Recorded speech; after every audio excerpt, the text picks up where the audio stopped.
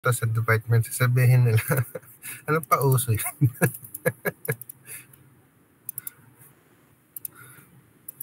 Bakit? Gumawa kayo inyo.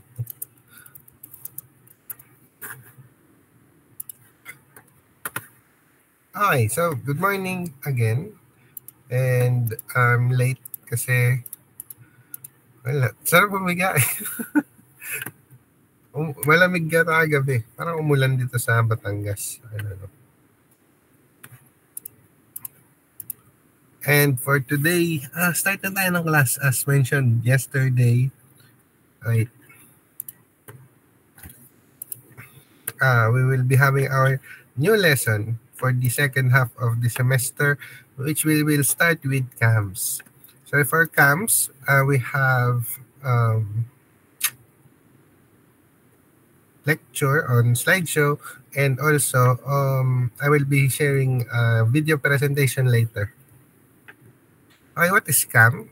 We already have a overview of this on the introduction for kinematics on the first meeting.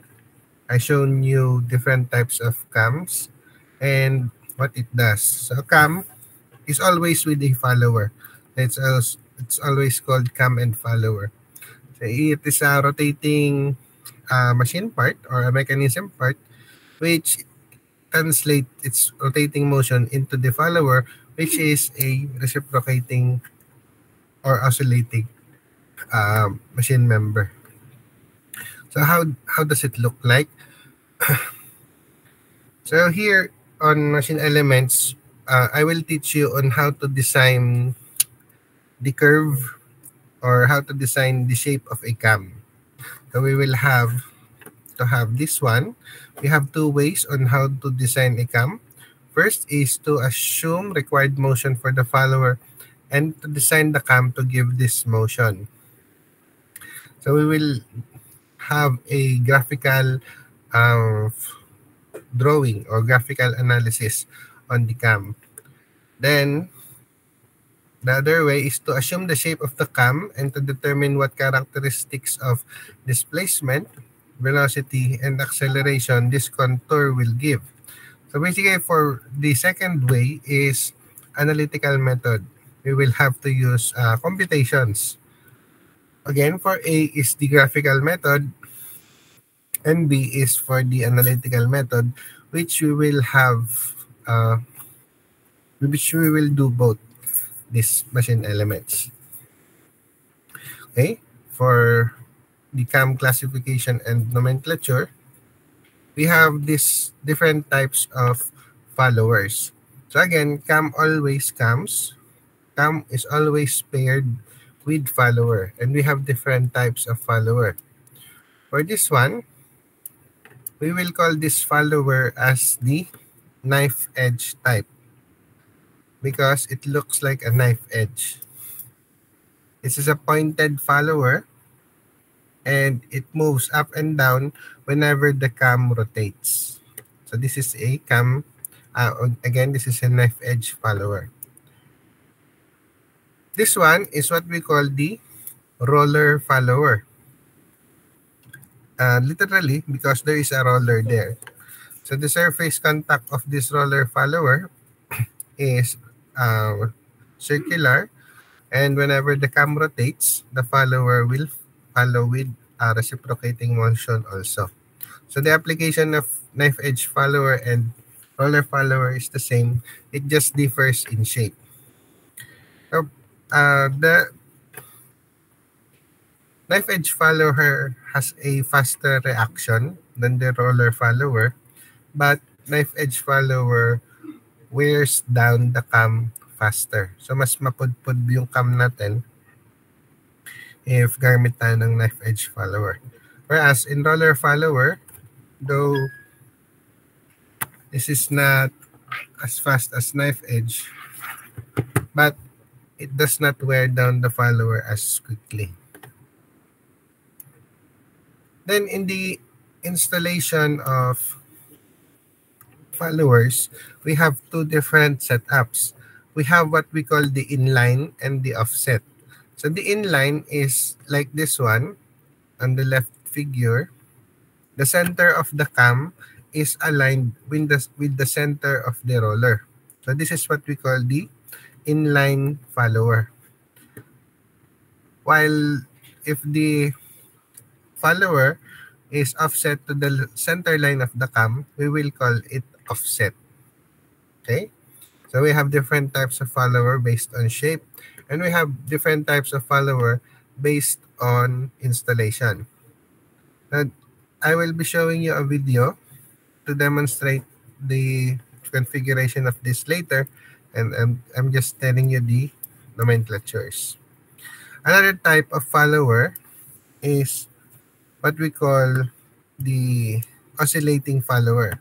So if you will compare this figure with the other roller follower, this is a reciprocating motion in an angle. So if you will imagine, this moves on an arc when the cam rotates. So this is the travel path of this follower because it is anchored to a joint here. So this is an oscillating follower, while this one is a reciprocating follower. It just moves directly up and down. This is another type of follower. We call it flat-faced follower. So sa flat-faced follower, it also has low wear and tear contact with the cam, and it has longer surface contact. So this is the one which is mostly used. This is the most common type of follower, the flat-faced follower. And also, as such, we can also have a reciprocating follower and an oscillating follower for the flat-faced follower. Again, to recap, we have different types of follower. According to shape, we have the knife edge type, we have the roller type, and the flat face type. We have another type which is new, which is the spherical, but it is not most commonly used. So these three are the basic types: the knife edge, the roller, and the flat face. Then we also have different types of follower based on the motion. We have the reciprocating and the oscillating. So if the follower is oscillating, it is connected to an arm which is fixed to a joint just like this one, letter D and letter F. So these are oscillating followers, and the other type is the reciprocating followers. And another type of follower is on how it is installed. We have inline and offset. So for inline, the center line of the follower and the center line of the cam is coincide, collinear, while the offset has the follower and the cam, which is non-collinear. Okay, so that's the different types of followers. How about cams? We have what we call the disc cam. The disc cam is the most commonly used cams. So this is shaped like a disc.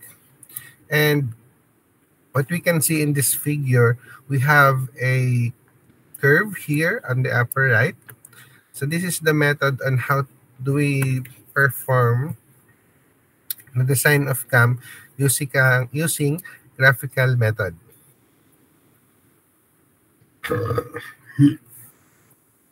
Okay. So this is the graphical method in designing a cam.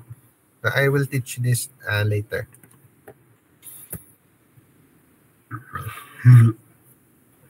So just to give you an overview, when designing a cam using graphical method, what we do is we shape the cam based on the movement of the follower. So if the follower is moving up and down like this one, the reciprocating, we have to place the followers on a circular path, and then we will trace the cam profile based on this. So more on that later on the design of cams. And of course, we also have this cam with oscillating follower. Same with this cam, with the reciprocating follower. The follower is drawn many times in rotation in order for us to design a cam. So this is an oscillating follower which is offset. Okay, we will have a separate lecture for this. This is another type of cam, which is what we call the positive return cam. So the positive return cam is because the follower, if you will imagine again, let's go back to the figure follower. If this is installed upright, when the cam rotates, the follower will go up because of this curve. And once the rotation has passed the follower will go back down. So it will go back down because of gravity if it's installed upright.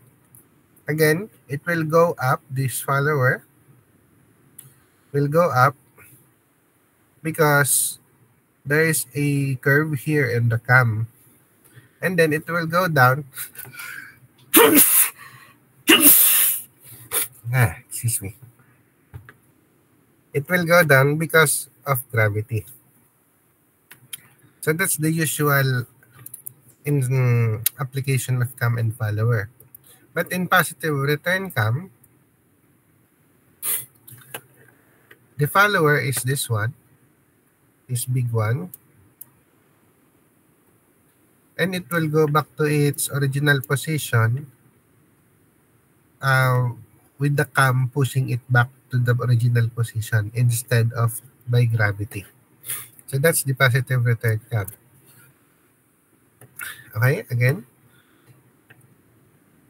What's different about this positive return cam is the follower will return to its original position because the cam pushed it back to the original position. Not like the simple follower, whereas the follower goes back to original position because of gravity. This is a cylinder cam. The cylinder cam, we have a groove on a cylinder. So the groove is like this one. It's a cutout. And the follower fits into the groove. So this is a top view.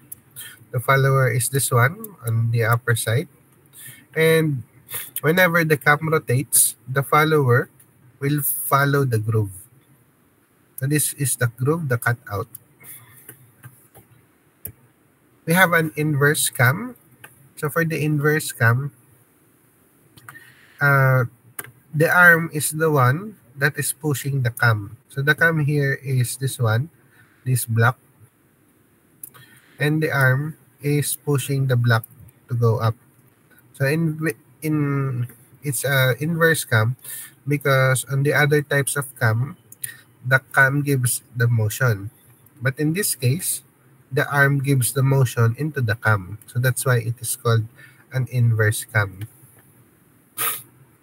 So that's the different types of followers and cams. For you to have a better appreciation or imagination of the setup, I will be showing you a video. Okay?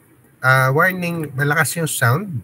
So the sound is too loud. So if you're wearing earphones, you can lower the volume first. Okay, I will play it now. Hey guys, welcome to SkillLink. We've all learned that walls in This one, the white one is what we call the cam, and the orange one is the follower.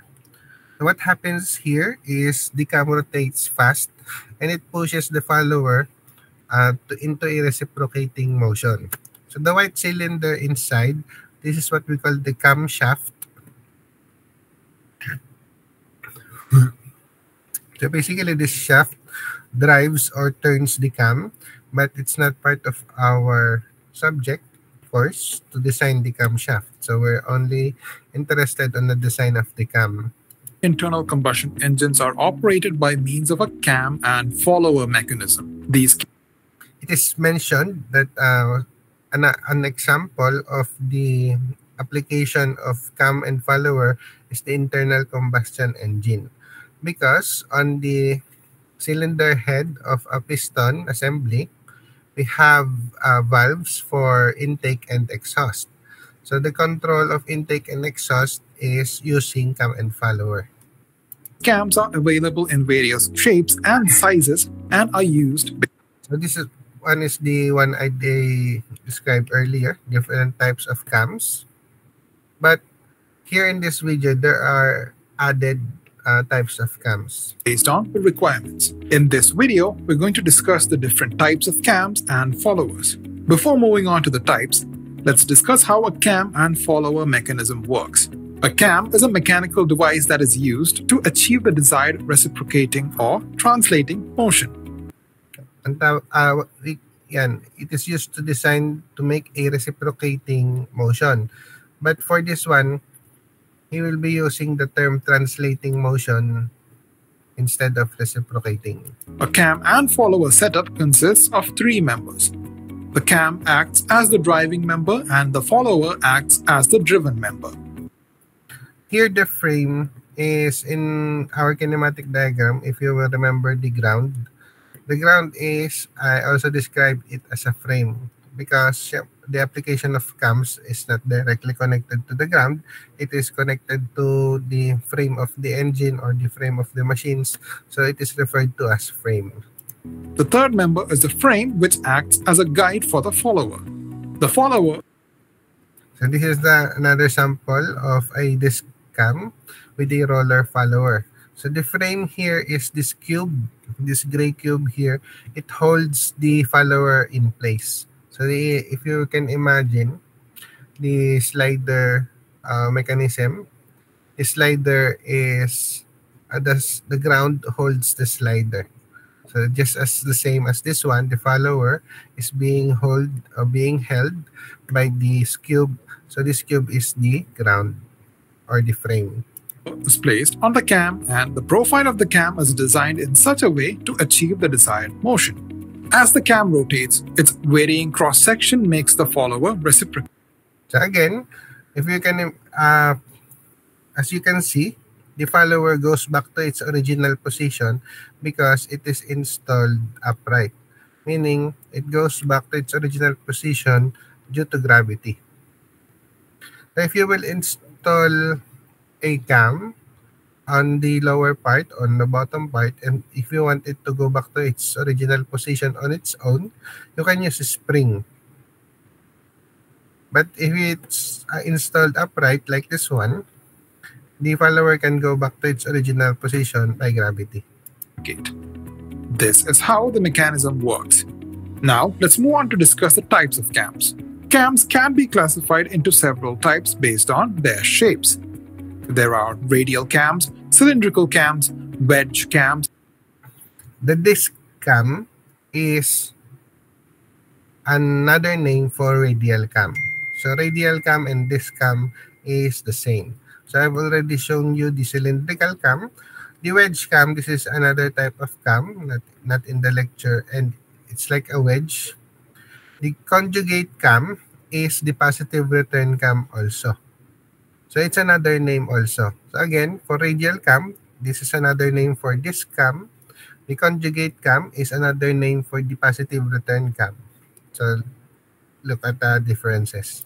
Conjugate cams, globoidal cams, and spherical cams. Let's see the types one by one. The radial cam is simple and is made from a flat plate. The circumference of the cam is designed in such a way as to provide the desired motion. Hence, okay, so this is a radial cam, and if you can see here, the design used a spring to have the follower go back to its original position. So this is just an overview. Maybe the installation of this is not upright. Maybe the installation of this is to the side or at the bottom. So that's why they used a spring. It's also known as a plate or disc cam. In this type, as mentioned, it can be called a plate or disc cam. So this cam has three names: radial cam, plate cam, or disc cam. axis of the cam is perpendicular to the direction of motion of the follower. The next type is the cylindrical cam, which is also known as a barrel or drum cam. This cam, another name for cylindrical cam, is barrel cam or drum cam. So the cylindrical cam is already fit. So if you can see, the follower follows the groove on the cylindrical cam. has a cylindrical shape and there is a groove cut on its surface. The follower follows the path of the groove. In this type, the axis of the cam is parallel to the direction of motion of the follower. The third type is the wedge cam. This type So for the wedge cam, we have a big wedge which pushes the follower up and down as it moves side to side. of cam is in the shape of a wedge, and here the cam has a sliding motion. Then we have the conjugate cam. This cam is provided. Again, if you can imagine the earlier presentation I showed you, this is a different type of cam, whereas the cam pushes back the follower back to its original position. Instead of using spring, instead of using gravity, so the cam pushes back the follower to its original position. With two rollers that are connected to the follower. The rollers constrain the motion of each other, and this type of cam is used for noiseless operation. Then we have the globoidal cam. It is For globoidal cam, it looks like a cylindrical cam, but there is a curve. So here you can see a convex curve on the upper and lower part, and it acts like also like a cylindrical cam, and the difference is this have a convex curve. similar to the cylindrical cam, but the surface of the cam will be either concave or convex. In this type, the follower oscillates about the fulcrum. And now we have the spherical. Literally, spherical cam is using a cam that is shaped like a sphere. Cam, where the cam is in the shape of a sphere provided with a groove over which the follower moves. Here, the oscillation of the follower will be perpendicular to the axis of rotation of the sphere. With this, we have seen the different types of cams. Now, let's move on to the types of followers. The followers can be classified into several types based on their shape, position, and type of motion. When it comes to shape, followers are classified into knife-edge followers. So this is what I mentioned earlier. There's another type of follower based on shape. We call it spherical faced, but it's not that commonly used. So again, the knife edge type is faster in translating motion, but it wears down the cam. The roller has a roller in it, and flat face follower has a flat face in it. So you can see the differences here. Follower, roller follower, flat-faced follower, and spherical-faced follower. Knife-edge followers have a pointed end, and this setup is simple and compact. But this type of follower encounters more wear. In order to minimize the wear, roller followers are used. Roller followers have a roller at the end of the follower stem. The roller rotates with the cam, reducing the sliding motion by rolling action, resulting in minimal wear. Then we have the flat-faced followers. Here, as the name suggests, the follower has a flat contact surface. This type of follower is used for quick motion, but it develops high surface tension in case of misalignment and deflection. For overcoming the disadvantage of the flat-faced follower, spherical-faced followers are used. Here, the contact area of the follower is in spherical shape, which results in lesser wear and lesser tension. Now let's move on to the types of followers based on position. They're classified into two types, the inline follower and the offset follower. This one I already mentioned earlier. If the center line of the follower and the center point of the cam is coincide or linear, it is called inline. While if it's not, we will call it offset. If the axis of the follower coincides with the center of the cam, then it is said to be the inline follower. Whereas if the axis of the follower is at an offset from the center of the cam, then it is said to be the offset follower. In addition to all these, followers can be classified into two types based on the type of motion. If the motion of the follower is in a straight line, then it is said to be translating follower. But if the follower is pivoted, it will have oscillating motion, and those followers are said to be oscillating followers. So that's it, guys. With this, we've seen the different types of cams and followers. We'll meet up in another video. Until Sabi nila we will meet up on another video, pero nung chinek ko yung YouTube nila, sa YouTube ko kasi to wala naman na sila naging upload. So, yun lang din. Meron ako. Hindi man ako malab gumawa ng graphics. So anyway,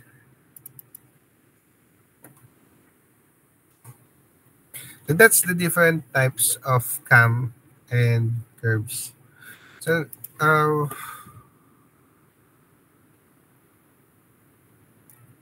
what we will do, wait, I'm just checking the schedule. So, November 2, 3.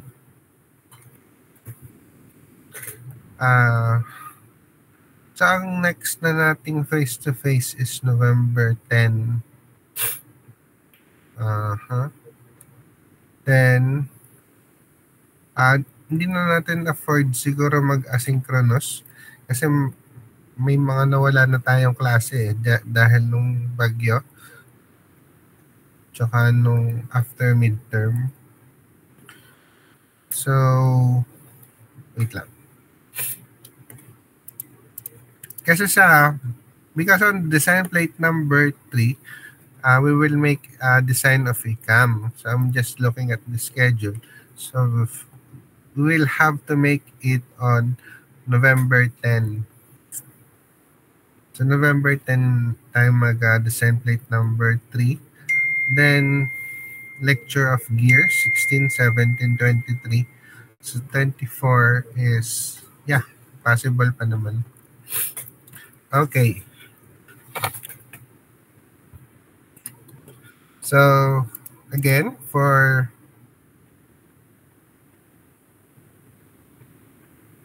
ano ba ngayon? We will start with the we started with the different nomenclatures of cams. Now we will go on to the design of cams. We will start with the graphical method. So for the graphical method,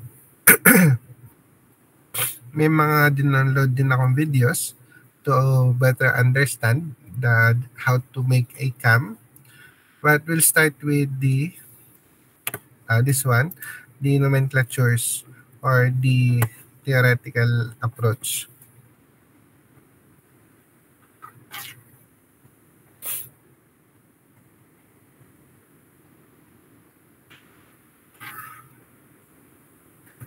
So cam displacement curve. In the design of cam displacement curve, using graphical method, we have 4 different curves. We have 4 different motions. So we will have to first define these motions in order to make the design of cam. So we have parabolic, which is constant acceleration and deceleration. And we also have parabolic with constant velocity. Again, these are motions of cams which we will need in order to interpret the design of cams.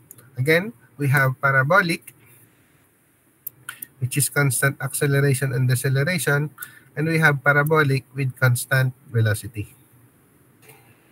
Then another type of motion, we have what we call the simple harmonic motion. Then lastly, we have what we call the cycloidal motion. So again, this is only for graphical approach, and for the analytical approach with computation, we will have to we will have different types of motion there. So for parabolic, we have constant acceleration and deceleration, and for parabolic with constant velocity, yeah. In making the design for cams using graphical method, we will have first to make what we call the cam displacement curve, or CDC, cam displacement curve. So it's this one, the upper right.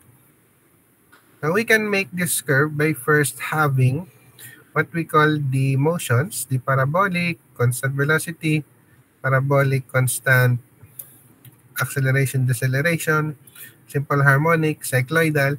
So we will have first to have those given types of motion in order for us to make this cam displacement curve. So cam displacement curve is another name for what we call the displacement diagram. So again, what is displacement? Farthest, it is the point travel of with respect to its original position. So if you will imagine, this is the follower on the left side, a flat face follower, and its motion is reciprocating. So it's going up and down. So this curve represents the up and down motion of the follower. So we have 12 phases. So if you will recall the phase on the kinematics on the introduction, phase is the part by part of the movement of our mechanism.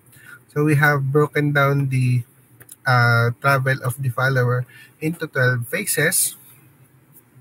And we can see the behavior of the follower here. For the first half of the phase or the travel of the follower, it goes from this lower end of the curve going to its highest point. And once it has reached the highest point, it will go back down. So that's the case of the displacement of follower. Once it starts from 0, it shall end in 0. So that's how you design it. So how do we actually apply the different motions here? So first, we will have to understand how the motions are drawn. So we have the cam displacement curve, we have the displacement diagram. If you will imagine, it is like a Cartesian plane where the 0 is the lower left corner, just like this one, and the y-axis is the displacement. So we can design the cam with reference to either time or cam angle. So the y-axis is always displacement,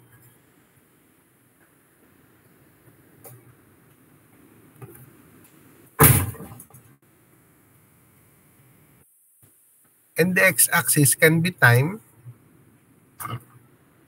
or cam angle. Hi, Sir Michael.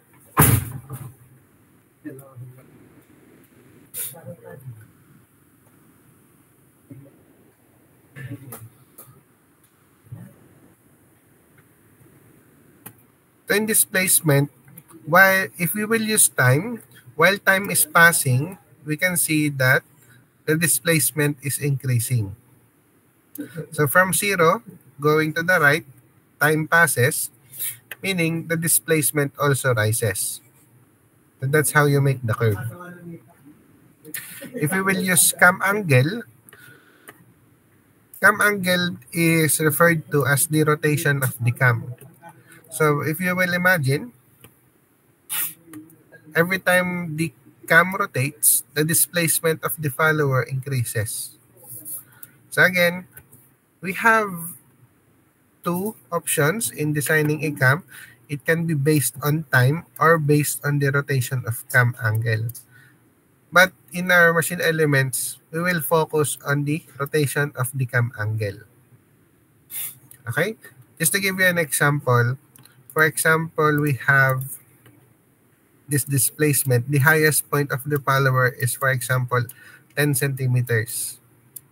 And to achieve this 10 centimeters, the cam must rotate. If we are using time-based and we have three phases here, we can say this is after 3 seconds, 5 seconds, and 2 seconds. So for this example, if the first phase is 3 seconds, it means the follower reached point A after 3 seconds. Then after 5 seconds, it will reach point B. Then after 2 seconds, it will reach point C. So that is what is meant by time-based cam design. But we will not be using this in our core subject. We will be using cam angle. So meaning, uh, we will use, for example, the cam has rotated 30 degrees. So the follower has reached point A. Then after the 30 degrees, the cam has rotated 60 degrees and it has reached point B. The follower reached point B. Then lastly, for the following 20 degrees, the follower had reached point C. So for a total of 110 degrees of rotation of the cam, the follower has reached point C. More on that later. I have uh, again videos on how to interpret this. For another example here, the displacement can be the one to be given. So for every displacement of the follower, we have a corresponding change in time or angle. So this one, the difference with this figure on the left side, for every change in time or angle, there is a change in displacement. While for this figure 3.11, for every change in displacement, there is a change in time or angle. So if the given is time or angle, we will have to determine the displacement. But if the given is displacement, we will have to determine the time or cam angle. So it can work vice versa. Then let's go back to the motions. What are these motions? Again, we have mentioned what we call the parabolic motion, constant velocity, parabolic motion, constant acceleration and deceleration, and we have simple harmonic motion and cycloidal motion. So to make the parabolic constant acceleration and deceleration, for the acceleration, we will use this part as an example. So this part is just part of this graph, figure 3.11. So let's break it down. So we have a constant acceleration for this one, and we will start from 0. What we will do is break down the graph into how many parts we want.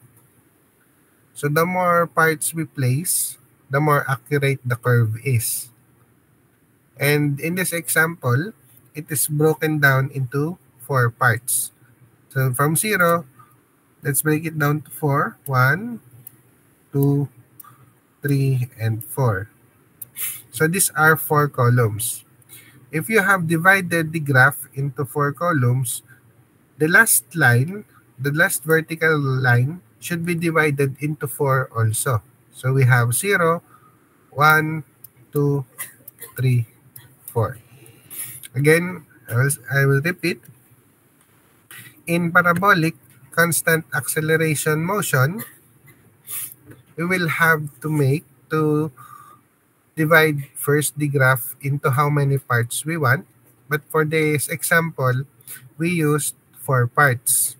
So I divided into 4. 1, 2, 3, and 4. Then on the last line, on the last vertical line, we will have to divide it into 4 again. 1, 2, 3, 4.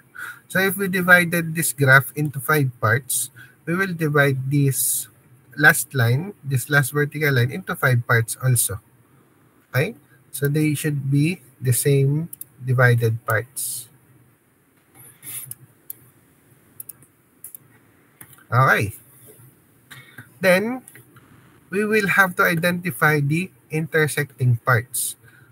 So the first line on the division, we will connect with this first line here. from 0. So 0 going to this first line, the intersection of the first line and this line will be our first point. Then for 2, we will have to connect 0 going to 2. The intersection of this line and the second division is this one. So this will be our second point. And let's just go, the same goes to 3. From 0 going to 3, it will intersect here. And we will now be our third point in the curve. So now we have identified the curve. We will be using a French curve to trace this curve. Okay, so that's how you make the constant acceleration curve. Again, I will repeat for another time. First step is to divide the graph into how many parts we want. So for this example, it is divided into 4. So once it is divided into 4, you will have to divide the last line into 4 also. So that's why this is divided into 4. Then, we will make lines from 0 going to the divided line at the last part. Then we will intersect this one with this one. So their intersection will be the first point of our curve. Then we will intersect these two, right, with this number 2, and their intersection will be at this part. Then we will divide this part with this part, and the intersection will be this part. So we now have 3 points of a curve. The last one is here at 4. We will just trace it using a French curve, and we will have the graph of the constant acceleration. So for the constant deceleration, it's just the same one. And if you can see here, from point 0 to A, so this is the constant acceleration part, and the constant deceleration part is from B going to C. This is just a mirror image of A. So again, the constant acceleration and constant deceleration is just the mirror inverse of each other. For constant velocity, it's just a simple straight line.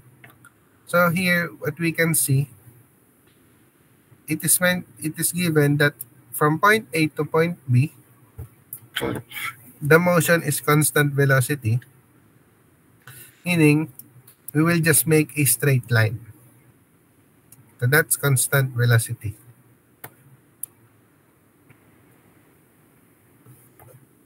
Then we have what we call the simple harmonic motion. For the simple harmonic motion, it's a different approach with the constant acceleration and deceleration. And for the simple harmonic motion, we will have to divide the graph into how many parts we want. So for example, we want to divide it into 6. So I'll make 1, 2, 3, 4, 5, and 6. So once I have divided the graph into 6, I will place a semicircle here on the side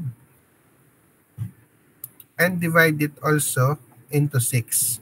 So because we divided the graph into 6, the semicircle will also be divided into 6. 1, 2, 3, 4, 5, and 6. So once we have divided the graph and the semicircle into the same number of divisions, from the semicircle, make a straight line going to its corresponding number. So this is the first division. So from the bottom, we will have to make a straight line going to the first division on the graph. So again, for number 2, we will make a straight line going to the second division. Then from the number 3, going to the third division from number 4, going to the fourth division, number 5, going to the fifth, and 6, going to the sixth division. Now this is how to make the cam displacement curve. So once we have made the straight lines going to these divisions, these intersection points will be traced using a French curve. So we will need a French curve here. Okay, I'll just repeat.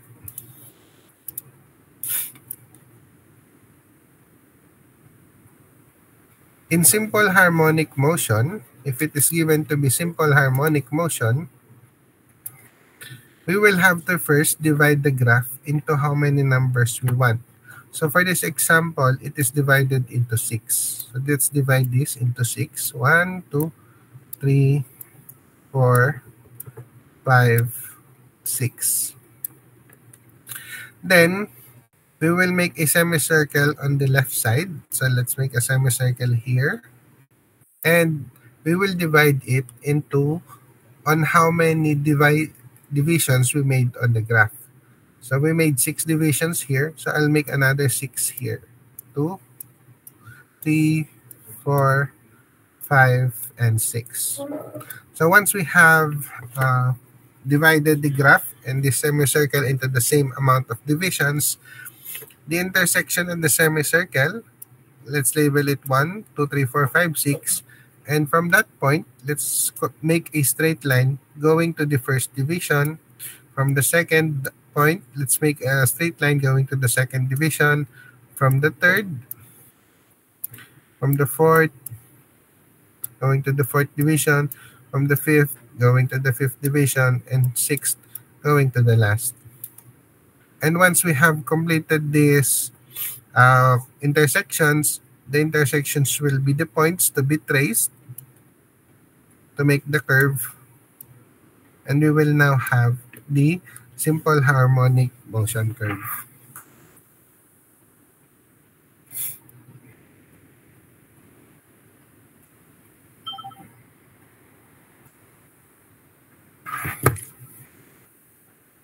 For the last motion, for the graphical analysis, we have what we call the cycloidal motion. So for the cycloidal motion, this is the hardest one to graph. We will have to make the displacement be turned into a circle. So this displacement, we will use this L, and L is this one. The travel of our follower, the farthest displacement or the farthest travel of our follower. We will make this into a circle. So if this is a straight line is to be turned into a circle, like here in the lower left corner, how can we determine or how can we draw this? So if we will make this L into a circle, if we will make it into a circle, we can assume that this length is the circumference of that circle. And to draw a circle, what we need is the radius or diameter. So if this is the circumference, let's determine the radius using the formula circumference is equal to 2 pi r. So to determine the radius, divide both sides by 2 pi. It will cancel out on the 2 pi r side, and we will now have the radius for us to make this cycloidal circle. So again, on the cycloidal motion, the displacement or the farthest displacement of a follower is to be turned into a circle. So here on this diagram, the farthest travel of the follower is denoted as L. And if we will make it into a circle, we can make L as the circumference. And we know that circumference is equal to 2 pi r. And to draw the circle, we will need the radius, meaning let's divide it by 2 pi. So meaning, if we have 2 pi here, the radius can be computed by L over 2 pi. So that's why there is L over 2 pi here on the upper left in the lecture part. So once we have determined the radius, let's make the small circle here on the left, on the lower left corner, where the small circle center is at 0. So once we have made this small circle, we will have to divide the graph again on how many parts we want. And this, for this example, it is divided into 6. So 1, 2, 3, 4, 5, and 6. Okay, so this is now divided into 6 equal parts, and meaning the small circle should be also divided into 6 parts. So if this is a small circle, let's divide it into 6.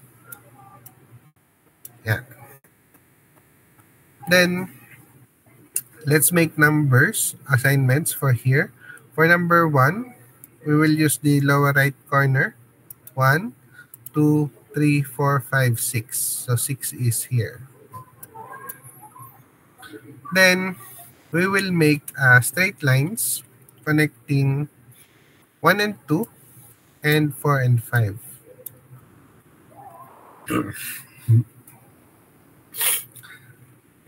Then we will make 3 diagonal lines. The first diagonal line is from the center of this circle or the lower left corner of the graph going to the other end. So this is a simple diagonal. Then here you can see there is an intersection of this line 1, 2 with this 0, and their intersection will be the starting point of the other diagonal. Same with here on the upper part. So the line we made from 4 to 5, it will intersect here at the vertical one, and it will be the starting point of the next diagonal. So we have now 3 diagonals, which all must be parallel.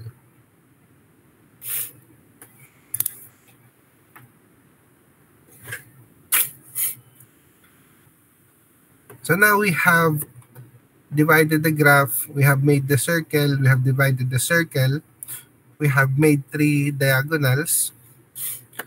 We will now identify the points to be traced for the curve. So if we used 1, 2 for the lower diagonal, the intersection points at 1, 2 will be our reference points.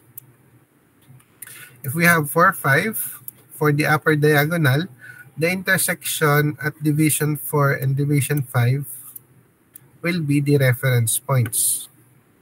So these reference points will be traced using a French curve. And lastly, for 3 and 6, the intersection point at division 3 and division 6 will be the final points we will trace using a French curve. Okay, I will repeat.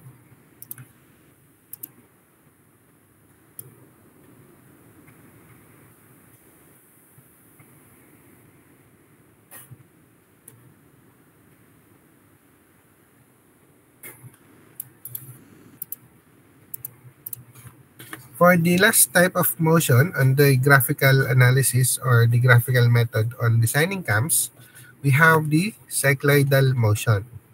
For the cycloidal motion, we will have to determine the farthest displacement of the follower, and it is given here by the variable L.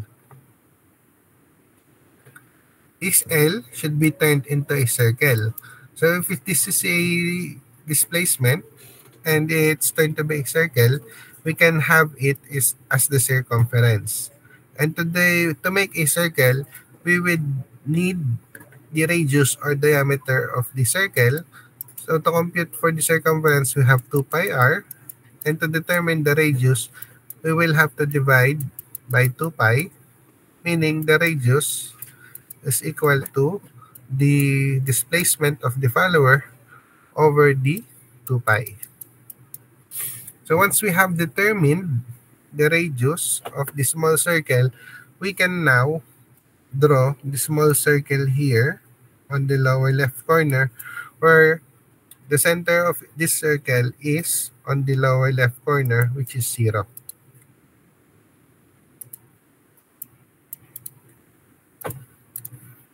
So once we have made this small circle, we will have to divide the graph into how many parts we want. So we have divided this into 6, 2, 3, 4, 5, and 6. Then we will divide also the small circle into on how many we divided this graph. So 6 also. So 1, 2, 3, 4, 5, 6. Then we will label the divisions. We will start with the lower right corner. So that's why this is 1, then 2, 3, 4, 5, and 6. Then we will make a straight line from 1 going to 2, from 4 going to 5, and they will have an intersection on this y-axis, and this intersection will be the starting point of the diagonals. Let's make first a diagonal on the middle. It is the simple diagonal from the lower left corner going to the upper right corner. Then we will make two other diagonals on the upper part and the lower part, starting from the intersection on the y-axis going to the upper part, yan. Then from the lower part going to the upper part also. Then, since the lower diagonal is from the basis of 1 and 2, the intersection at division 1 and 2 should be noted, this one and this one. Then for 4 and 5, the diagonal intersected at point 4 and point 5. Then lastly, for 3, 6, we have the middle and the last part. So now we have the different points we should trace to make the displacement curve for cycloidal motion.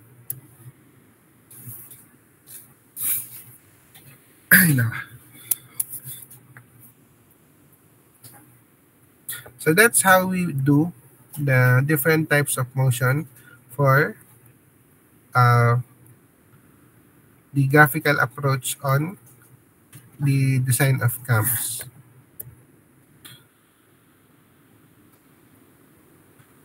So for this one, what we will technically consider also is what we call the jerk. It is the indication of the impact of characteristic of the loading. So meaning, when designing a cam, there should be no sudden impact. Yung biglang bumaba o biglang tumaas. So the curve should have a gradual motion of from 0 going up. The curve should have no jerk. So it's a motion with a gradually increasing displacement, and also on the return part, where the return is also in a gradual motion. Okay. So that's the lecture on the cam displacement. For this Klumuk and Muffley, this is the analytical method which we will use using a guide. So I will show you. This is the guide. Okay. So we will have to tackle this next week. And for now, we will just focus with the graphical approach.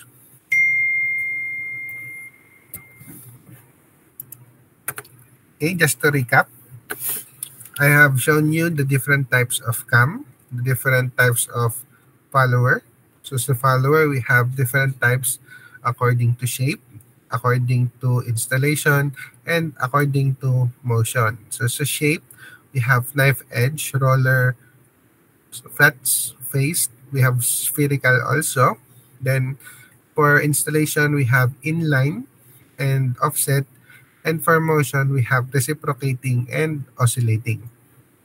And for different types of cam, we have the radial cam or the disc cam or the plate cam. So that's all the same.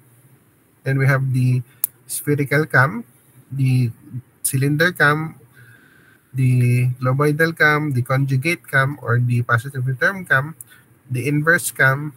So that's the different types of cams. And for the design of cams, we have two methods. We have the graphical method and the analytical method. So we will tackle the graphical method today, then the analytical method next week. So for the graphical method, I have shown you different types of motions considered. We have the parabolic constant acceleration deceleration, the parabolic constant velocity, and simple harmonic motion, and lastly, the cycloidal motion.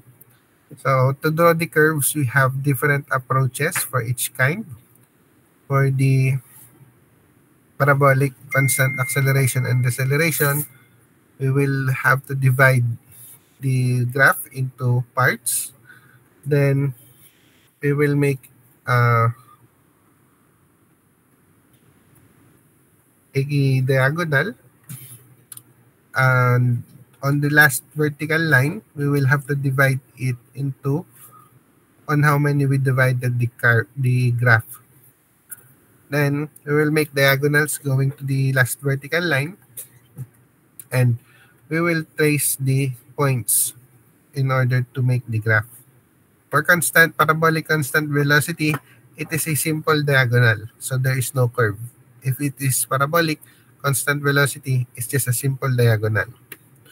For the simple harmonic motion, we will have to divide the graph into how many parts we want.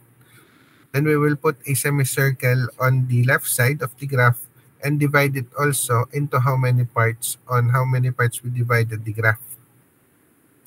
Then we will make a translation of motion of the division from the division 1 going to the first division of the graph, from the division of the semicircle going to the division of the graph.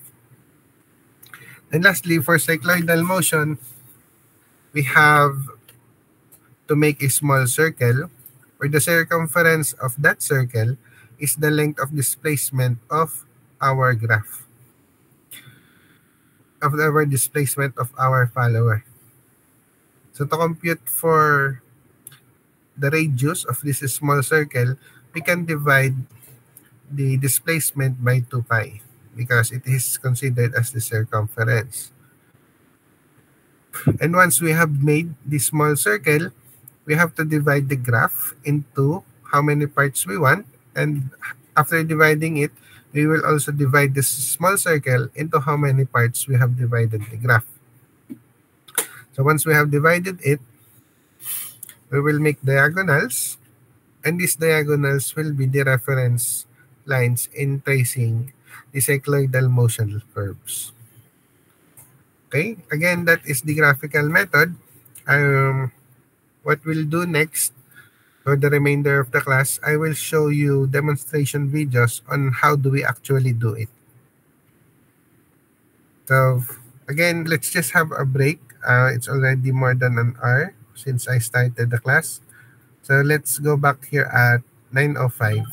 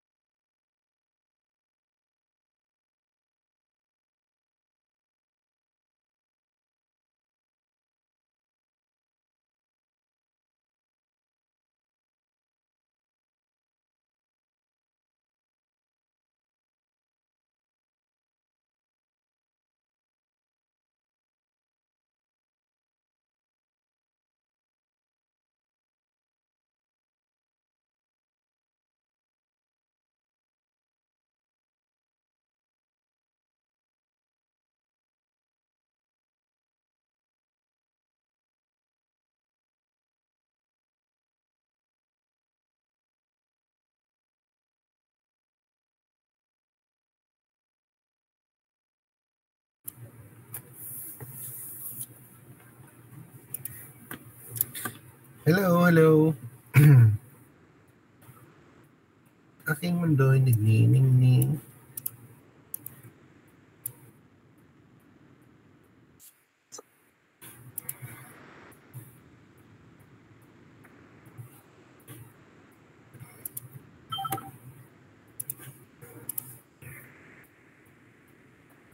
Okay, so again, hanggang sa matapos na tong ating class, mag, mag-film viewing lang tayo para makita natin paano ba yung graphical approach sa pagde-design ng cam.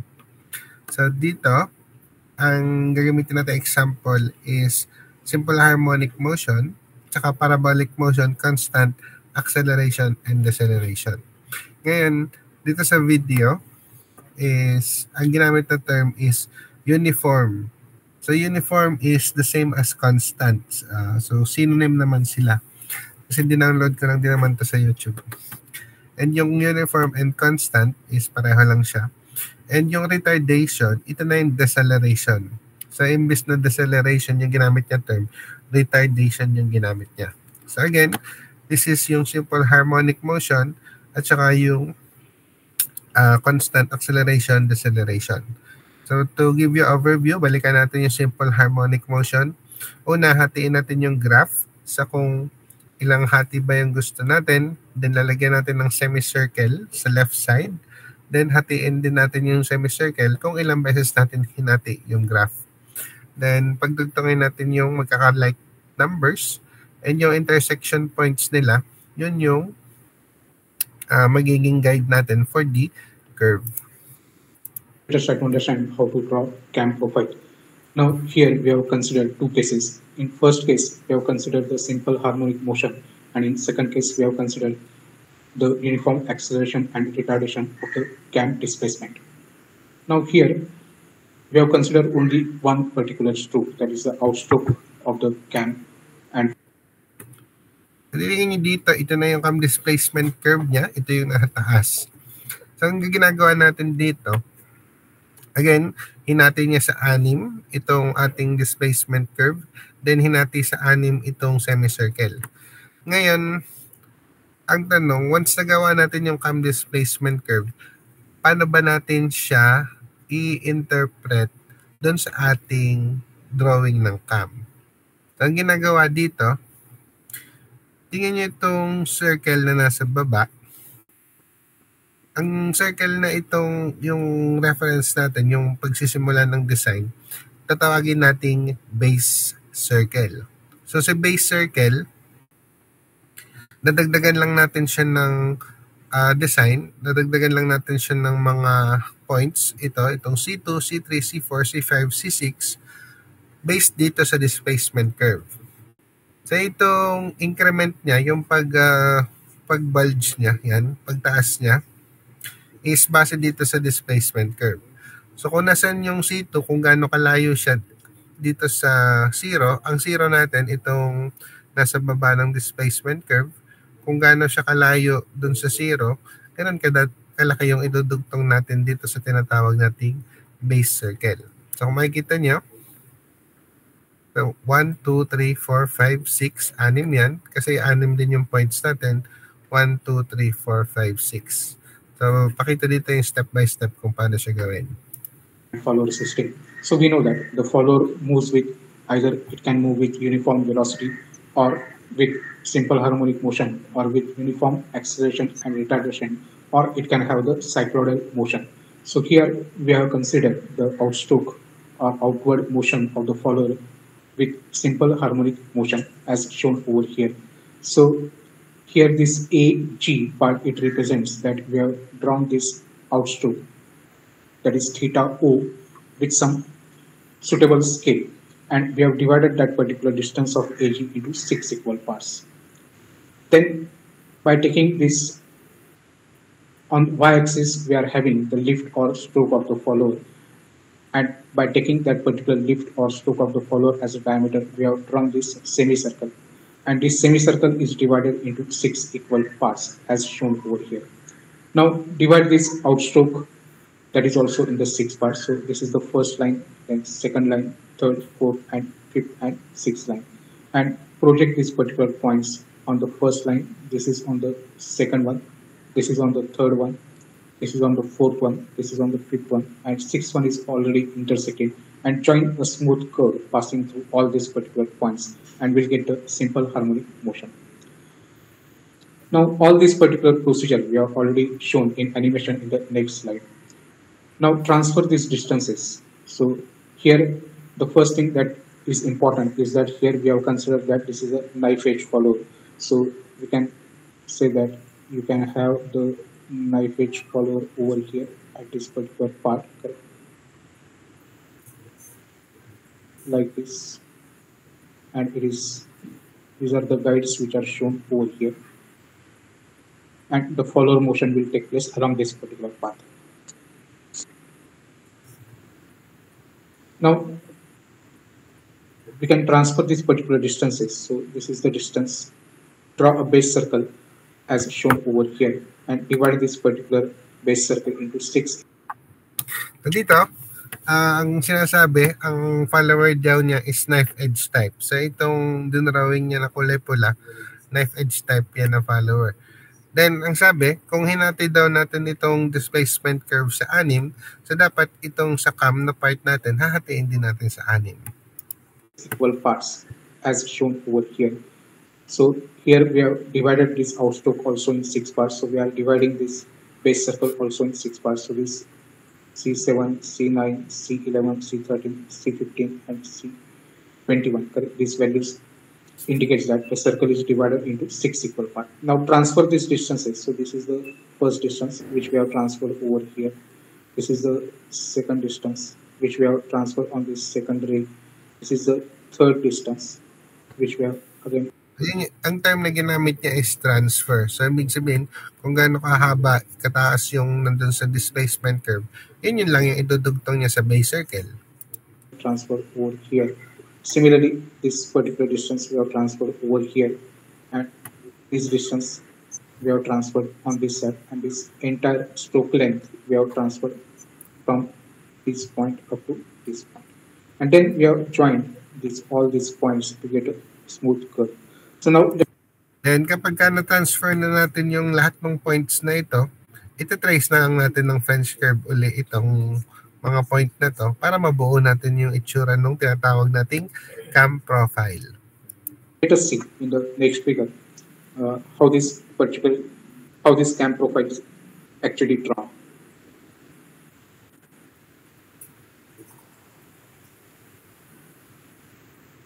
So this is the stroke or lift of the follower. Draw the semicircle. Now divide this semicircle into 6 equal parts as shown over here.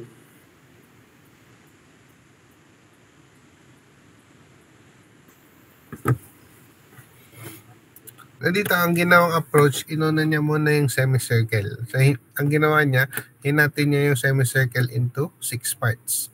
Now, transfer this point on our semicircle and then join these lines. So, we have transferred all these points on our semicircle. Okay, ulitin ko lang, this is for simple harmonic motion. So kung given sa problem na ang gagamitin natin is simple harmonic motion, ganito yung gagawin natin na method. As shown over here.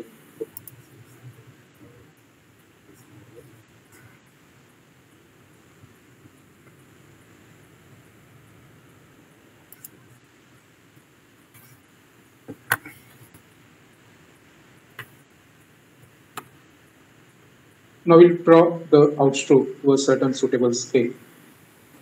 So on x-axis we are having the angle.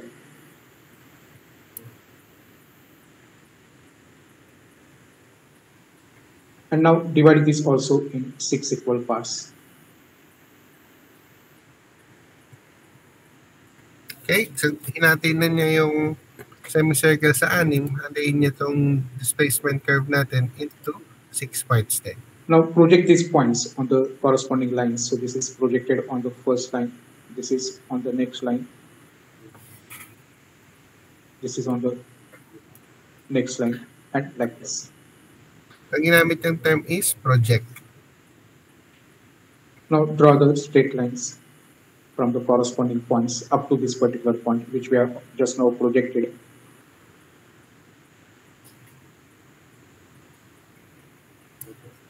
And draw the smooth curve joining this particular point. Now draw the base circle.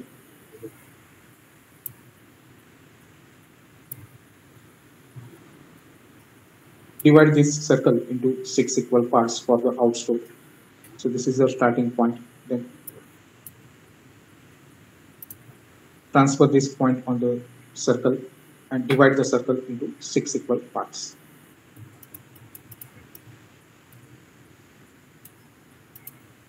So now we are dividing this circle into 6 equal parts by taking the equal arc distance.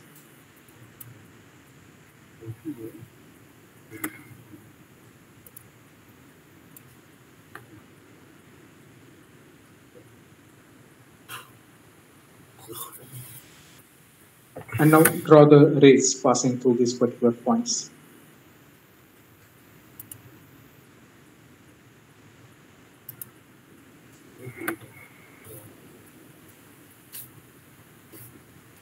And as we have seen earlier, now transfer these distances over here. So this is the first point. Then transfer the next distance over here. Then the Kinakopya na third lang one, ngayon we get this distance and transfer distance. this by using our compass.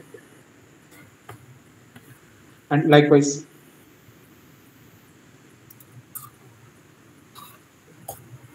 you can mark all these particular points.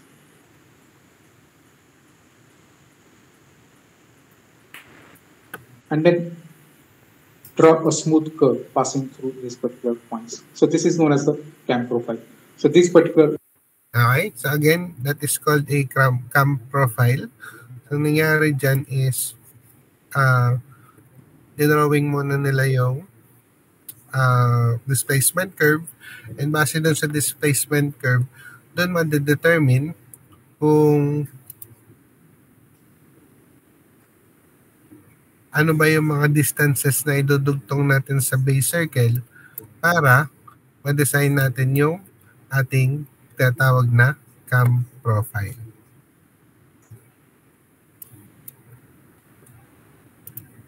point, this particular curve that we have drawn, that is known as the...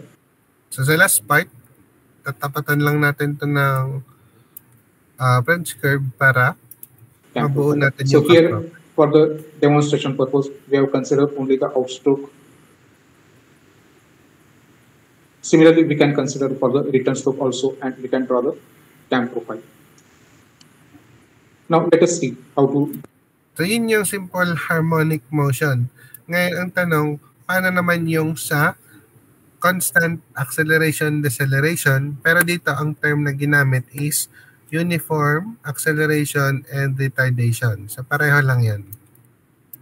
Draw the displacement diagram in case of the uniform acceleration and retardation.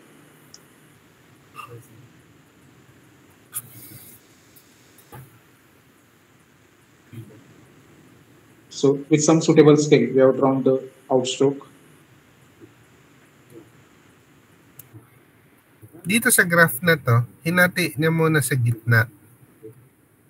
Ang ibig sabihin ng paghating sa gitna na ito is yung unang part, yun yung acceleration na tinatawag. Itong first half. Then yung sa second half niya, yun yung deceleration. Kasi di ba kung i-imagine ninyo, pagka na-reach niya yung highest point niya, ang acceleration is 0. So titigil siya. So mangyayari, after ma-reach niya yung top acceleration niya, ang sunod na mangyayari sa kanya is papunta na siya sa pabagal. So ang pinakamadaling imagination dyan is, halimbawa, magbato kayo ng anything straight upwards. Di ba pag na-reach niya yung highest point niya, is parang titigil siya ng konti. Tapos tsaka siya bababa ulit. So meaning, somewhere beyond that line, bumabagal na yung speed niya due to gravity. So yung travel niya from your hand na ibinato mo pataas, meron siyang acceleration. Then, ang tendency niya is pababa na siya. So, pagdating niya sa taas, zero na yung acceleration niya, ibig sabihin bumabagal na siya. So, ganun din dito. Yung unang part, pataas pa lang siya, mabilis pa siya, mag-accelerate. Then yung second part, magde-decelerate na siya. So, ang time lang dito is retardation, pero yun na din yan.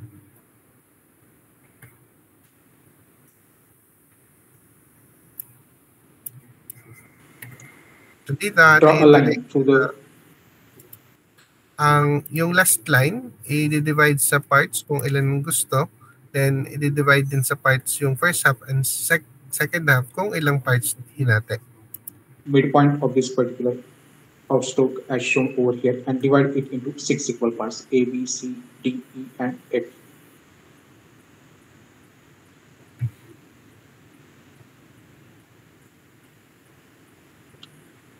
Again, divide this also in the 6 equal parts.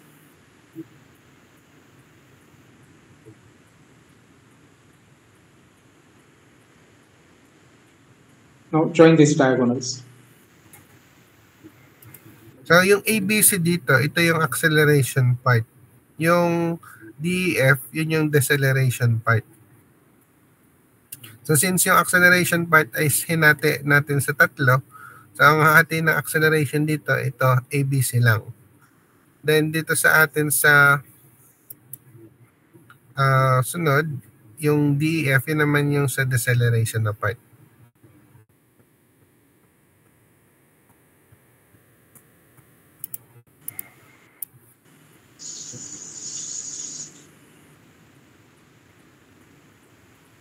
Now join these rays as shown over here.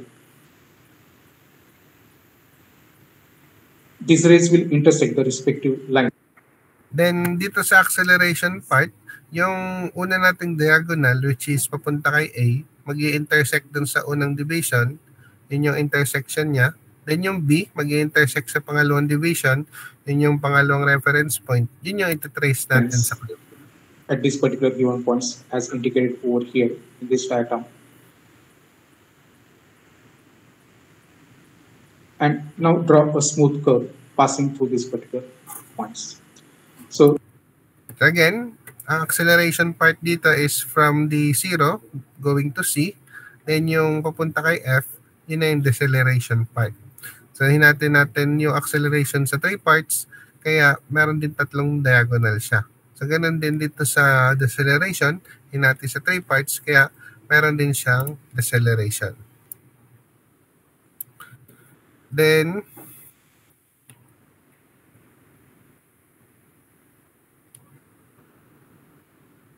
ita-trace lang natin yung intersection points. In this way, we can draw nung diagonal papunta dun sa ating divisions, and yung intersection points na to, ita-trace natin para mabuo yung curve. And same with dun sa kanina, susukatin lang natin yung distance niya from the x-axis, and yun yung idudugtong natin sa base circle para mabuo natin yung ating cam displacement curve.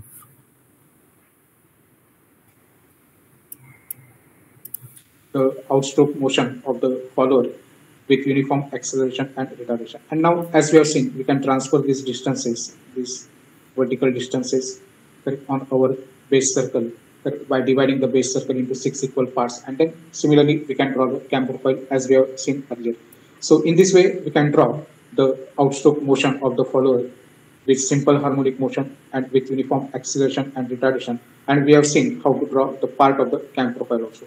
Thank you very much for watching. Do subscribe to our channel.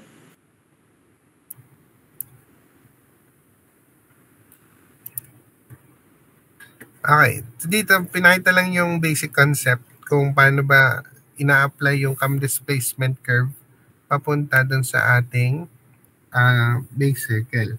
So pag nagawa natin yung displacement curve, sukatin lang natin yung mga distances, then i-apply natin siya dun sa ating base circle. So yun yung sa simple harmonic motion at saka sa ating constant acceleration and deceleration. So mag-view lang tayo ng isa pang video. Tapos na yung class natin today. Ngayon dito, sa sunod na video, kasi ipinakita lang kung paano ba siya ginagawa. Pero hindi pa natin na-apply siya mismo.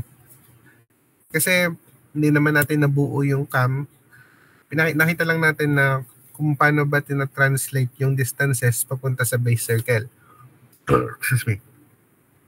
Pero yung hati, hindi pa rin natin naisip, ano ba yung hati na yun? Ba't hinati yung displacement curve sa iba-ibang parts? So kung babalikan natin yung displacement diagram sa lecture kanina, ang y-axis niya is displacement. So lagi naman siyang displacement. Ang x-axis niya can be based on time or can be based on cam rotation. Yung based on time, hindi natin masyado gagamitin ngayon sa course natin. Ang base natin is cam rotation. So meaning, yung ginawang divisions kanina sa displacement curve, ang representation niya is how many angles of rotation of cam yung ginagawa ng cam. Then, we will just have to interpret it on where we will place the distances based on the cam displacement curve. So we will have a better understanding of that in this video. And in this video, we have a written problem for us to analyze. In this video, we'll try to understand how to draw cam profile in case of roller follower. Now the problem statement is given over here. We have to design a cam for operating the exhaust valve of an oil engine, which is required to give uniform velocity during opening and closing of the valve. Outstroke corresponds to 120 degree of cam rotation. The valve must remain in fully open position for next 30 degree of cam rotation. Return stroke corresponds to 60 degree of cam rotation. The lift or stroke of the cam is 30 mm and the minimum radius of the cam is 50 mm. The follower is provided with a roller of radius 10 mm and its line of stroke passes through the axis of the cam. So okay, so for our design plate, it will look like this. I will give you a problem statement, and you will have to design the cam based on this statement. So let's break down this statement. So what are these red font, red text? We have given the type of motion. So if we say uniform velocity, this is constant velocity. If we have constant velocity, this is just a simple diagonal. Then we have outstroke. So what is outstroke? To define outstroke, it is the motion of the cam from the original position going to the highest position of the cam, of the follower. So it's both. So again, the outstroke is from the zero or the original position going to the highest point of the cam or the follower.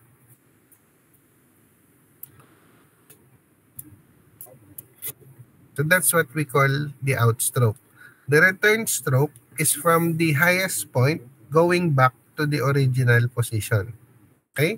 So again, the outstroke is from the original position, which is zero, going to the highest point of the cam and follower, and return stroke is from the highest point going back to zero. So what is needed here is to determine the design of cam based on the cam rotation. So the cam rotation here given is 120 degrees for the outstroke, meaning the cam will rotate for a total of 120 degrees to obtain the outstroke. So if you will imagine the cam, it will rotate 120 degrees. then meaning it will reach its highest point at 120 degrees. So that's what we call the outstroke. Then if we say the valve will remain fully open position for the next 30 degrees, this is where what we call the dwell happens. So the dwell is when the cam and the follower is remaining steady on its position. So if it reach the highest point, it will remain at that point for the amount given, which is 30 degrees. So again, the outstroke is from 0 going to the highest point, and then the dwell is from the position, it will remain the same. Then the return stroke is from the highest point going back to the 0 position. So again, what's more given here is So we it is have very, very important example. the lift or stroke. If the lift or stroke is given, it means it is the uh, maximum travel distance of the follower and the cam. So this is the farthest distance the cam and follower will travel. So it's given 30 mm, meaning our displacement diagram, the height of our displacement diagram should be 30 mm because this is the highest point of the follower and the cam it will travel. Then if we say the minimum radius of the cam is 50 mm, so if we have radius, we can make a circle. So let's make a circle out of this given radius of 50 mm. This is what we will call the base circle. So the base circle again, this is where we add the different dimensions we will get from the curve in order to make the cam profile. So this is what we call the displacement curve. Then given here, the roller is the follower is a roller type with a radius of 10 mm. So that's what we call the follower. The roller is, we will have to consider the roller's radius to make the circle or the representation of the roller. And it is given that is installed in line. So the center line of the follower is the same with the center line of the uh, cam. So it's in line. So how do we make the uniform velocity? It's a simple diagonal. So first, we will have to make the displacement diagram. Here, we will have another what we call the scaling. If you can remember on the velocity analysis, we use scales. So for scales, what we did is we made a representation of for every length of this, it is represented by this amount of length.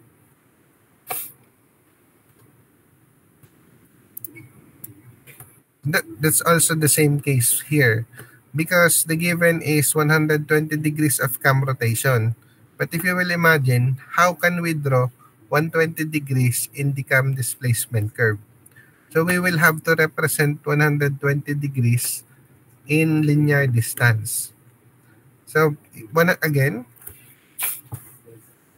if the given is 120 degrees of cam rotation, we cannot write 120 degrees on a graph. It should be in a linear distance.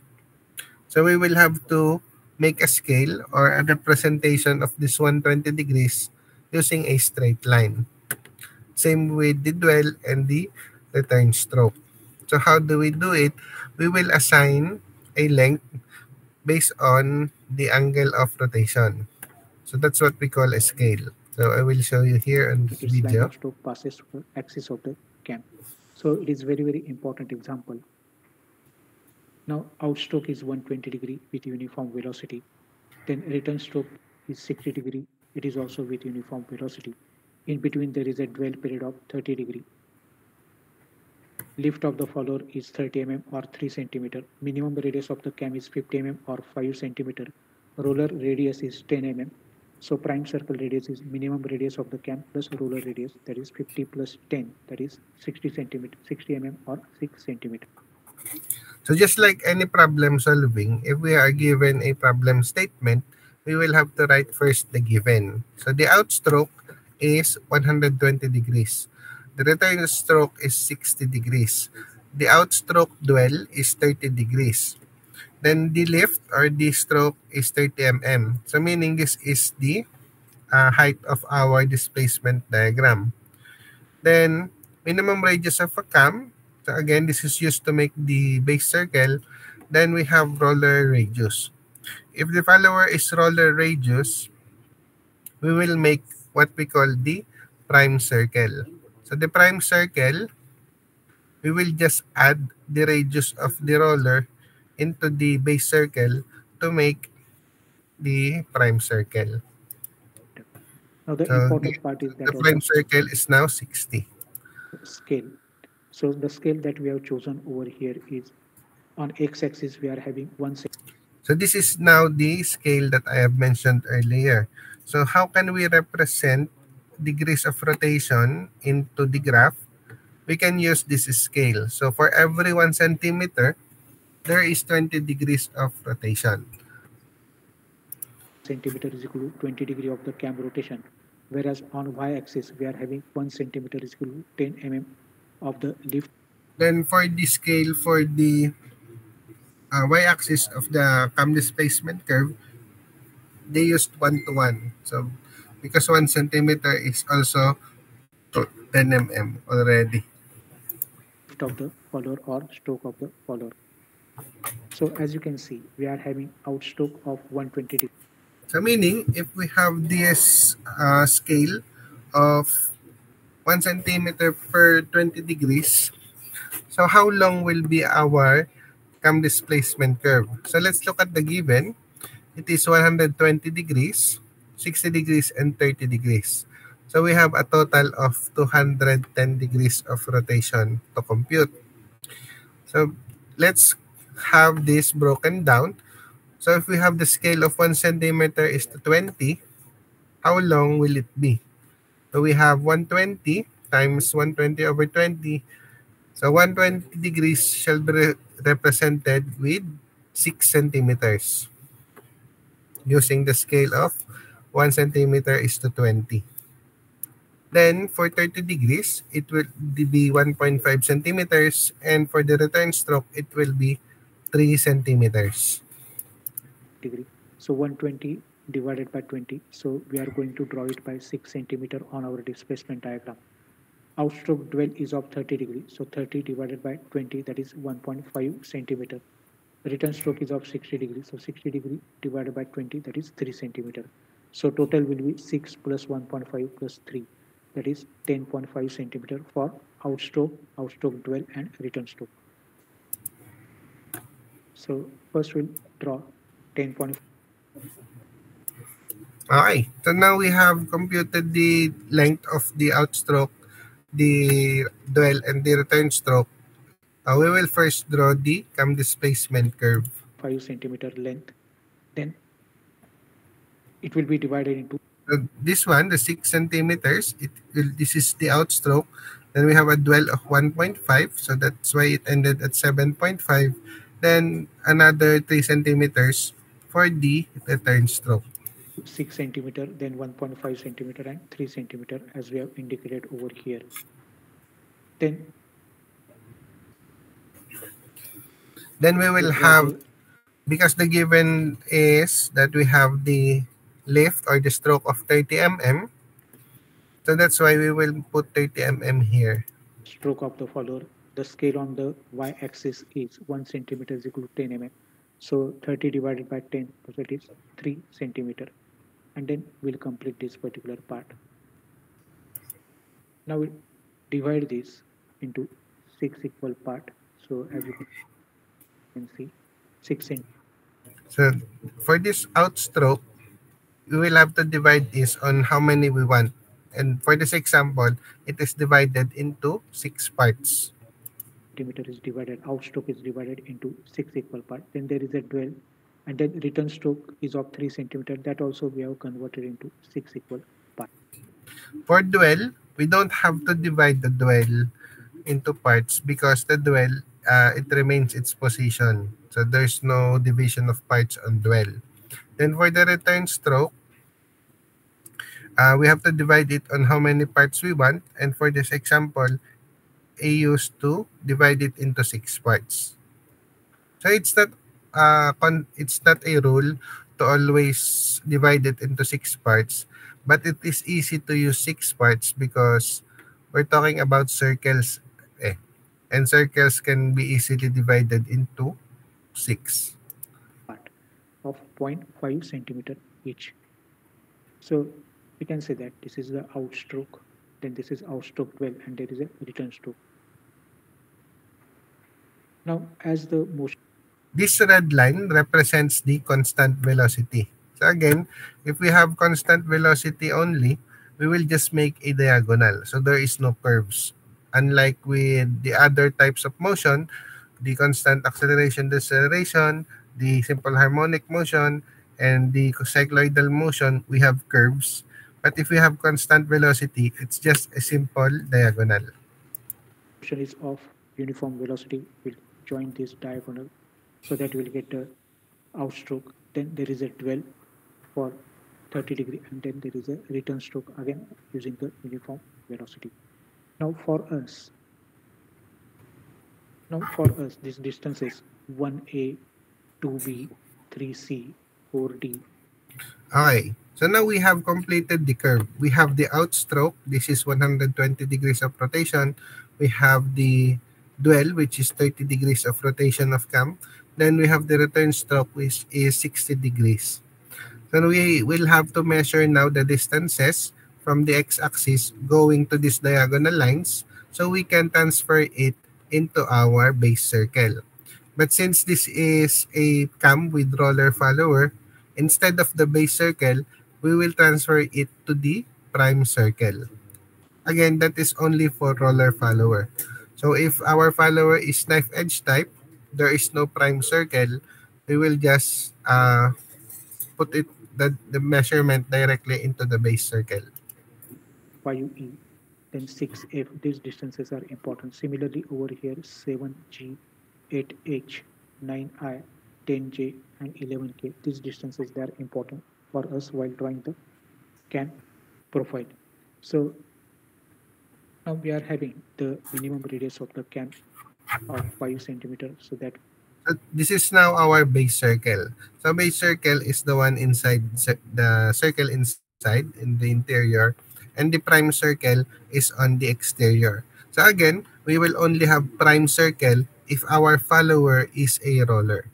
So if our follower is knife edge type, or if our follower is flat faced type, there is no need for prime circle. So base circle only.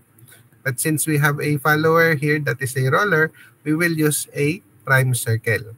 And the measurements that we will have measured here in our displacement curve will be reflected or transferred to our prime circle. we have drawn. Then prime circle radius of 6 centimeters, that also we have drawn over here. Now we have to divide the given particular outstroke into 6 equal parts. So 120 divided by 6, so it will be of 20 degree each. So as you can see, we are dividing that into 6 equal part. So these are the 6 equal part. Then there is a dwell of 30 degree, so that is also drawn over here. And then again there is a return stroke of 60 degree, that also we will divide into 10 equal parts. So we are taking 10 degree over here. So you can see, so 10 equal parts, so we are taking, you can see, so as you can see over here. So here, the blue lines is the outstroke. So since in the displacement curve, we divided the outstroke into 6, we divided the prime circle also into 6. For the dwell, so this is just a dwell. There is no change in displacement. Then for the return stroke, since in the displacement curve, we divided it into 6, we will also divide this into 6. So the total degrees from the starting point will be the top one on the y-axis, and we will count 120 degrees going to the left or counterclockwise, since the given is 120 degrees of outstroke. Then given again is 30 degrees of dwell, so it will remain at the same position for 30 degrees. Then we will have 60 degrees of return stroke. So that's why the return here is smaller than the outstroke because it is given. Here, the outstroke is of 120 degree. This outstroke is of 120 degree. That we have divided into 6 equal parts. So 120 divided by 6, that is 20 degrees. So each of this particular angle is of 20 degree. Then there is a dwell of 30 degree. So that we have shown over here. Then return stroke is of 60 degree. So that also we have divided into 6 equal parts. So 60 divided by 6, that is 10 degrees. So this will be 10 degree lines. So in this way, we have divided these particular angles. Now we have to transfer these distances, that is 1a, 2b, 3c on these parts. So suppose we are having we have to measure the distance 1a. So this red line and this line is the distance. Now that will transfer over here. So this 1a distance is transferred over here as a 1a. So you can see the circle we have drawn. Then the 2b distance. So you can see this is the 2b distance will be transferred over here on the second line. This is the 2b distance that we have transferred. Then we have to take into consideration the distance 3c. So that also we are drawing over here. It is 3c distance. Then the next one is of 4d. So this 4 and this d. So these are You can see here that we're just using a ruler to measure the distance from 4 going to the intersection point. Then we will transfer here. And since again, we are using a roller follower, we will add this distance into the prime circle, not the base circle. red line and this 0 line we have to match. So that also we are drawing over here as 4d. Then 5e, okay, that distance we are drawing on the line 5e. So a, b, c, d, those particular names will give it afterwards. Then 6f distance. So this is the 6f distance. So that we are drawing over here. So you can see this red line and this 0 line. So it is 6f distance. Same distance will be there after dwell also. So this is the 6. Okay. So since dwell is meaning it remains on the same position, so the position here should also be the same. So if we measured 3 centimeters on 0.6, then another 3 centimeters on this other 0.6. Except distance for the return stroke. Then 7g distance we have to transfer. So this total distance from this red line up to 0 is 7g distance that we are transferring over here. Then we are having this h8 or 8h distance that we are transferring over here. Then I9 distance or 9i distance, this 9i distance we are transferring. That much distance we are transferring over here.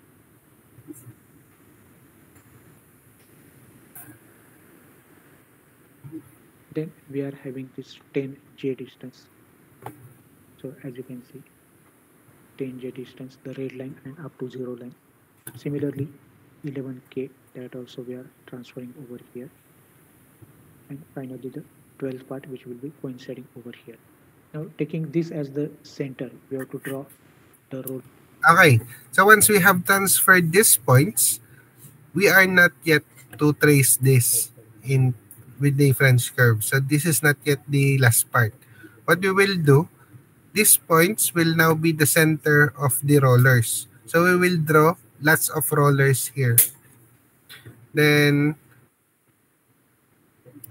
we Roller will trace of the 10 mm cam radius profile or later. 1 centimeter radius. So these are nothing but A1 A distance, 2B distance, 3C distance, 4D distance, and 5E, 6F, and so on.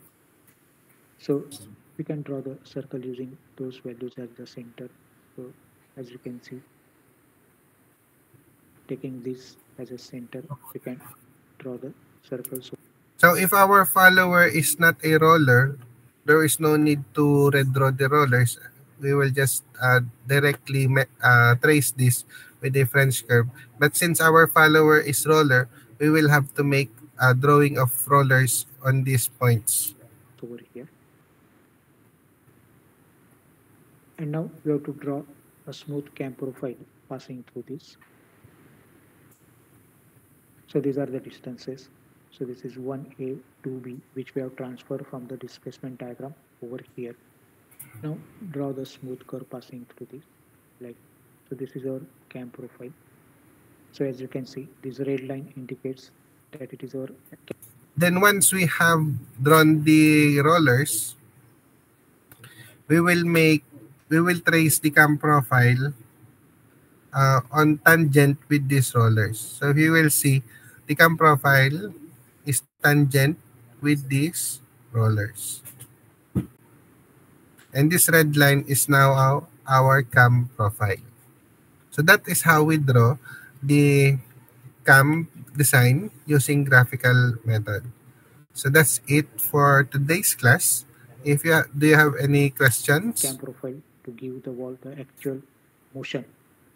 Then pitch curve is the curve which is passing to the center of this A, B, C, D, E. So which is similar to this particular cam profile. Then this circle of 5 centimeter radius is of this base circle, which is of 5 centimeter radius, and this prime circle is of 6 centimeter radius. And this is the roller follower, which will make upright motion to upright the wall. So in this way, we can draw the cam profile in case of roller follower. Thank you very much for watching. Okay. So again, this is our last part for this session. For Saturday, we will have more learnings on the graphical approach on the design of cam profile. On Sunday, we will start on the analytical method. And the following week, we can start with gears. But design plate number 3 will be on cams. Okay. So any question regarding this cam design using graphical method?